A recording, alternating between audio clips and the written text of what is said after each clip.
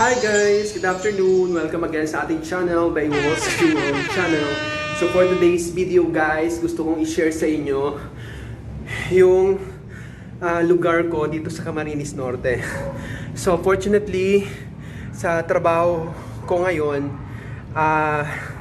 nagkakaroon ako ng chance na ma-discover ko yung bayan na pinagmulan ko, bayan na pinagtapusan ko ng pag-aaral.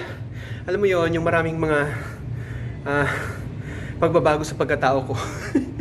Pasensya na guys, medyo napagod ako kasi humakit tayo ng hagdan.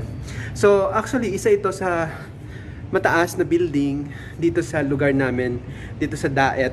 Ayan, so if you're not familiar yet with my hometown, the Daet, so ito yung parang capital city o capital municipality kasi hindi pa siya city. Hopefully very soon maging city na siya. So ito yung capital ng Camarines Norte. So Camarines Norte, it's binansagan kami na the gateway of Bicolandia kasi before yung mga pupunta